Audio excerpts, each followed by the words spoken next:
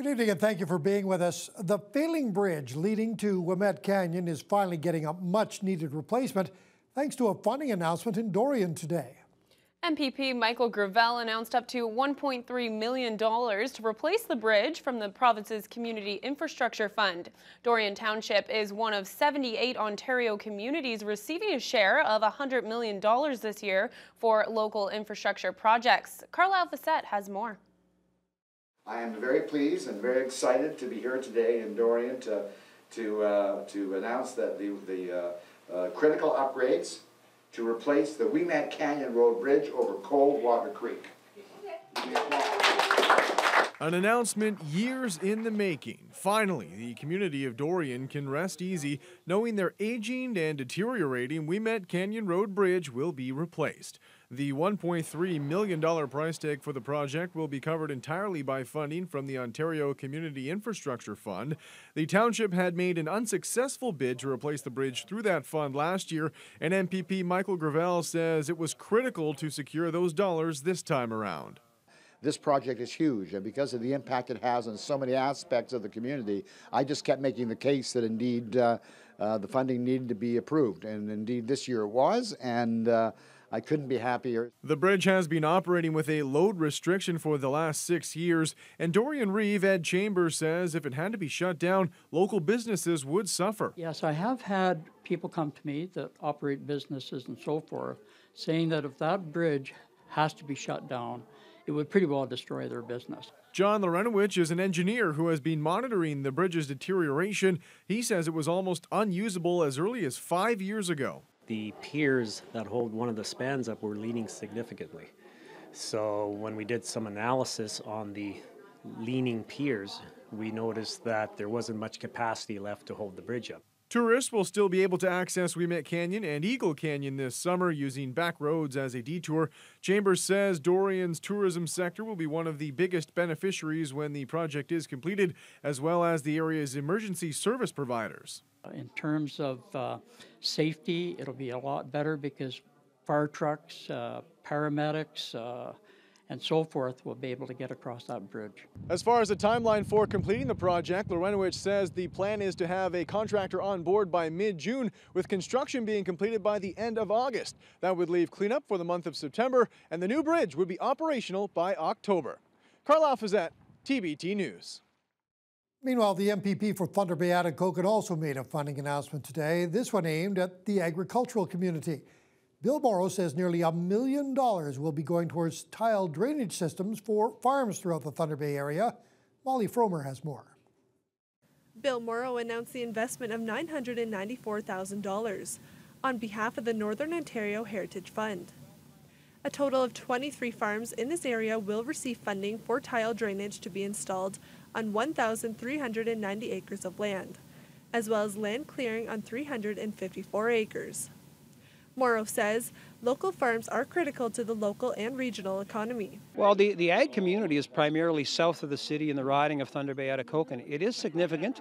I think people are becoming more and more aware of the significance of our local agricultural community as more of us become aware of local food and food security.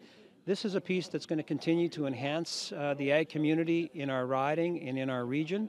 And as I mentioned as well, we continue to work closely with them, having worked for quite a while to get that relationship and cooperation where Lakehead University is taking over the operation of the Agricultural Research Station. So we continue to see new and innovative things happening in our region when it comes to agriculture. The new tile drainage system will allow farmers to get into the fields earlier in the spring and maintain a more sustainable moisture level for the crops to grow throughout the summer.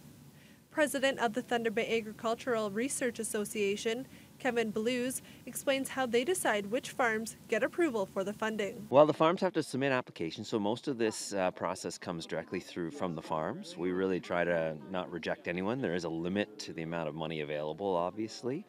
So in the very first consortium, we actually had too many farms that we couldn't fit into the consortium. So that's why this second one is going to be crucial. There's a number of new farms that will be doing installations now as well, and then there's hope even we'll maybe be able to do another future one. So anyone who doesn't get into these first two will be able to participate in a third one possibly. Ballou says the last project like this one, which was funded by the province, took several years to complete. Molly Fromer, TPT News. The mouth of Thunder Bay's McVicker Creek could be connected to the city's waterfront trail if a proposal from the Waterfront Development Committee passes at City Council tonight.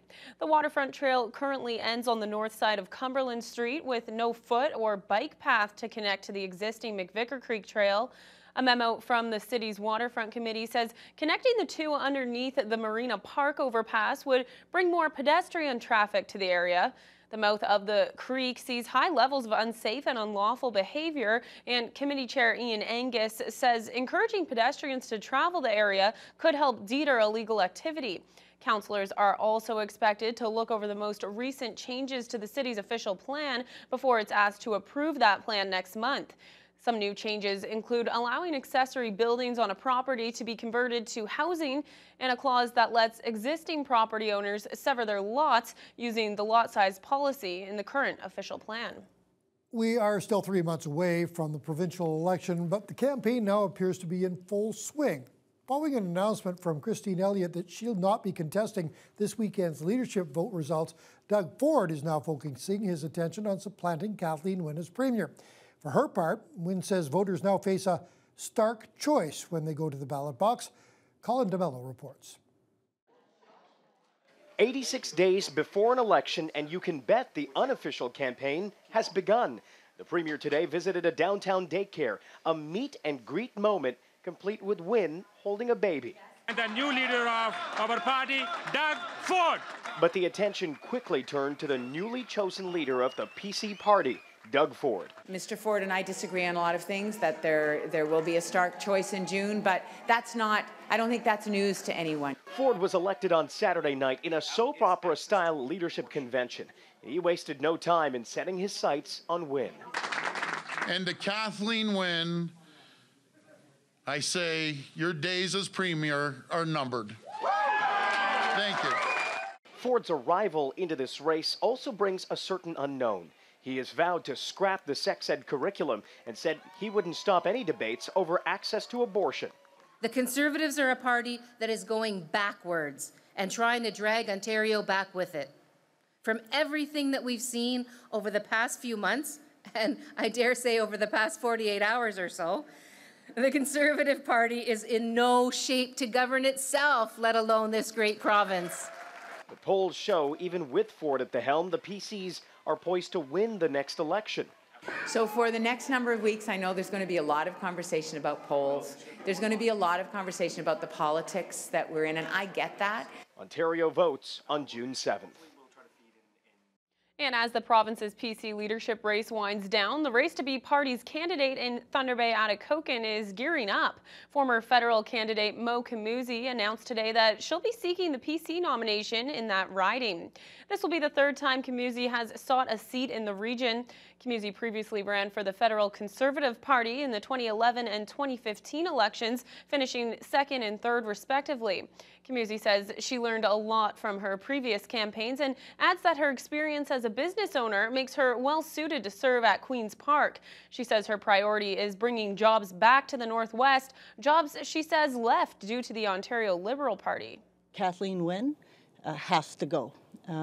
She has taken Ontario to a have-not province, and we've lost mining jobs that have gone to Quebec because of the red tape and the bureaucracy. We need to bring those jobs home, and Kathleen Wynne has done everything to close the doors to any business opportunities.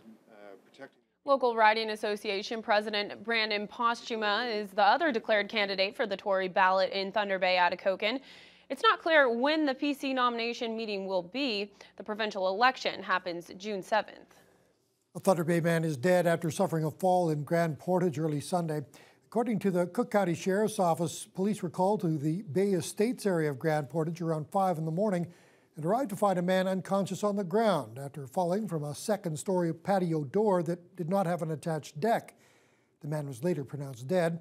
He's been identified as 47-year-old Kevin Wilfred Morisseau, who is an employee of the Grand Portage Lodge and Casino. According to police, Morisseau was socializing with friends at the time of the incident. A postmortem is to be conducted to determine the exact cause of death. Thunder Bay Police have renewed a request for assistance in locating a missing city man, repeating an alert that was first issued last Thursday. Police say they are looking for information on the whereabouts of 40-year-old Whitney Graham Tyerman. Tyerman was last seen on Monday, March 5th at Confederation College. He's described as being 5'6" with a medium build, light brown hair, and a slightly graying beard.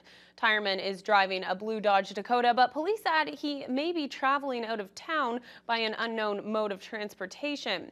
Police say they are asking Tyerman to contact them so they can check on his welfare. They're also asking anyone who may have seen him or has other information that would assist in locating him to contact City Police. The fire service controversy in Dryden heated up once again today. The spokesperson for the 36 volunteer firefighters who withdrew their services over a dispute with the fire chief say all the locks have now been changed at the main fire hall. Darren Trist says if there was a major emergency which caused them to put the work stoppage on hold, they would be unable to access fire trucks and other equipment. Adam Riley was in Dryden this weekend and filed this report.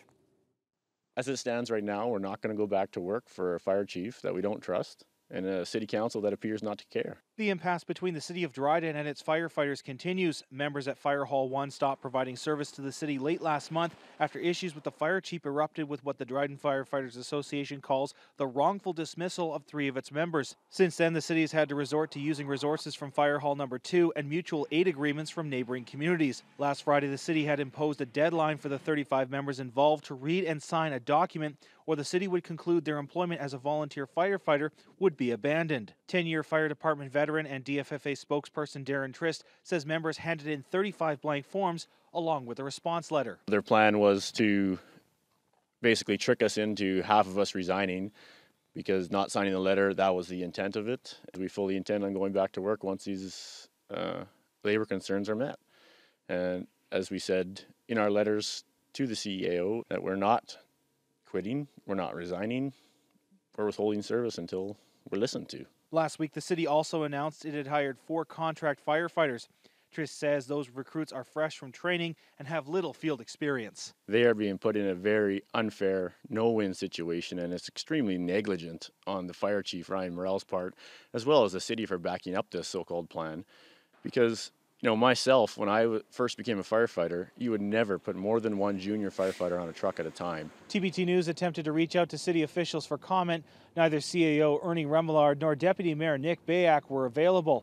The city has also been relatively lucky so far with no major incidents requiring firefighter intervention. However, with the arrival of spring and temperatures fluctuating, things could change. Trist says he and the other 34 firefighters never thought things would go this far and had this message for city residents. We took great pride in protecting the city, and for us to leave you open to danger is, really hurting us. Adam Riley, TBT News. The Ontario Provincial Police are out in full force this March break looking for drivers using their cell phones. The distracted driving blitz started today on highways across the province, including here in Thunder Bay. TBT's Jason Gaidola rode along with an OPP officer this morning to find out how they catch someone in the act. There's a guy on his phone there. This is one of the OPP's most experienced traffic enforcers. 15-year veteran Constable Kevin Green patrols the Thunder Bay highways for all types of driving infractions. The most common one he encounters is inattentive or distracted driving. Distracted driving is basically anyone that's operating a motor vehicle on the travel portion of the roadway, and all you have to do is basically pick up the phone. If you're holding the phone in your hand, it's considered distracted driving. From answering a call, a simple text, or even using a GPS are considered an offense. Green says holding out your phone while in speaker mode or car weaving on the road are common signs. Sometimes it comes much easier than that.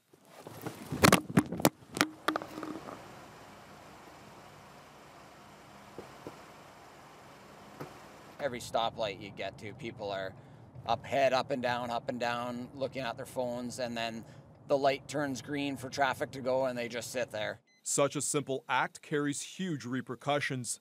A distracted driving conviction is a $490 fine with 3 demerit points. Traffic Sergeant Chris Lawrence says other penalties can follow also. And I think the other thing to consider too is that if there's other circumstances involved surrounding the distracted driving, we could look at charges like careless or dangerous driving. Careless driving is also a highway traffic act offense, but dangerous driving is a criminal code offense, which carries with it jail time upon conviction as a possibility. It's something that can wait. There's no message that you can't wait 15 or 20 minutes for. Pull over to a parking lot, take a look at your cell phone then. There's no reason to put your life and other lives in jeopardy while you're driving. 2017 was the 5th straight year that inattentive driving had caused the most road fatalities in the province over the likes of speed and alcohol-related deaths. The Thunder Bay region alone saw 6 of those 83 deaths last year and 4 from 2016. Jason Gaidola, TBT News. For the second time in the past year, a hardware and lumber store on Thunder Bay's south side has announced it's going out of business. North American Lumber will close its doors for good at the end of May. The business has 11 full-time employees, and all of them were very busy this morning for the start of a 50% off liquidation sale. Last May, the parent company, based in Winnipeg, announced it was shutting down the Thunder Bay store, along with one in Saskatchewan, due to the owner's retirement. But then, in July, the firm reached a tentative purchase agreement with the the Fastway Group for the takeover of all 11 stores in North America lumber chain. That sale failed to reach completion, however, and now staff are saying goodbye to their customers one more time. It's very sad. There's been a lumber yard in this location for more than 70 years, so it's sad to see, but times change. We were going to close last spring. A buyer stepped forward to buy the entire company. That deal fell through in November, and so we've attempted to find another buyer since November, and last week, when nothing had worked out, they made the decision to close. The store's final day is scheduled for May 31st or sooner if all merchandise is sold before that date. The City of Thunder Bay's Cultural Events Division has received 3 provincial awards, which are given to the best festivals and events in Ontario. The Live on the Waterfront concert series won the award for Best New Festival or Event, and the weekly concerts at Marina Park received another award as one of the top 100 events in the province for 2017. The city was also named Municipality of the Year for cities with a population between 50 and 150,000 for the concentrated efforts to provide an atmosphere beneficial to having successful festivals and events. The awards were handed out on March 2nd in Hamilton. Well, we may be a little ways away from festival season here in Thunder Bay, but Fiona, we have seen those